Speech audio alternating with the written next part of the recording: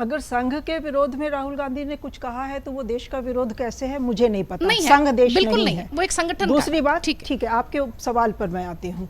आपने कहा वो विदेश में जाके भारत के खिलाफ बोलने लगते हैं, ये उन्होंने मोदी जी से ही सीखा है।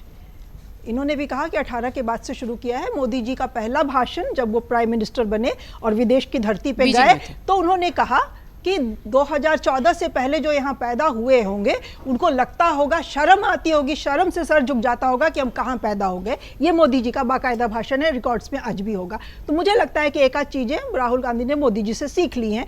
तो वो जो भी देश विरोधी जिसको लगता है कि वो बोल रहे हैं वो इन्हीं की सिखाई हुई चीज़ें हो सकती हैं। जहाँ तक उन्होंने अपनी बात कहने की जो बात है, जो उन्होंने कोलंबिया में जाके यूनिवर्सिटी में कहा है, उसमें देश विरोधी क्या है? देश विरोधी वो संस्थाओं पे, सरकार की आलोचना पे अगर कुछ कह रहे हैं, संस्थाओं पे कंट्रोल की बात जो कह रहे हैं, वो जो यहाँ कहते रहे हैं वो वहाँ भी कह रहे हैं। उसमें ना कुछ नया है, ना कुछ अलग है, और ना ये देश विरोधी है। देश सरकार से ऊपर होता है। देश को अगर बचाना है तो हमको सरकार की अंधभक्ति नहीं करनी है। ये एक सिटीजन होने के नाते, एक जर्नलिस्ट होने के नाते और एक आम नागरिक पत्रकार होने के नाते भी हर किसी को मानना चाहिए, समझना चाहिए। सरकार का क्रिटिसिज्म हर किसी का हक है, अधिकार है। सरकार से सवाल पूछना अधिकार है, वो देश के खिलाफ नहीं है। मैं आज की डेट में ये मानने को नहीं तैयार हूँ कि कोई भी भारतीय जो इस धरती पे पैदा हुआ है देश के विरोध में है, वो देश विरोधी है, ऐसा नहीं है। सरकारों को हम कटघरे में खड़ा करते हैं। एज पत्रकार हमारा वो फंडामेंटल ड्यूटी है कि हम सरकारों से सवाल पूछें। आज पत्रकार बहुत सारे अपना वो फर्ज भूल गए हों तो वो अलग बात है, लेकिन सरकार से सवाल पूछना, उसको कटघरे में खड़ा करना देश विरोधी नहीं है।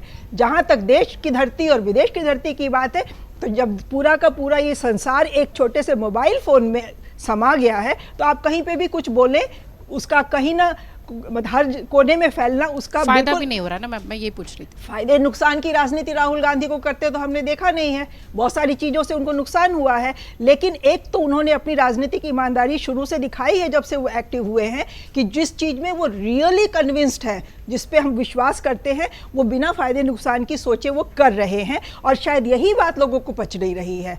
कांग्रेस का जो 1914 के बाद से जो हश्र हुआ था, कुछ चीज़ें हो सकता है उनको समझ में आई हो। मंडल की राजनीति से कांग्रेस कट गई थी, उन्होंने पिछड़ों की बात नहीं की थी। हो सकता है उसकी वजह से रीजनल पार्टियों का उदय हुआ और कांग्रेस उसमें फंस के रह गई, गिर गई। तो वो सारी चीज़ें हो सकता है राहुल गांधी अपने तरीके से टैकल करने की कोशिश कर रहे हैं। वो देश विरोधी कोई बात ऐसी कर रहे हैं मुझे नहीं लगता है। मुझे लगता है कि वो राजनीतिक ईमानदारी है।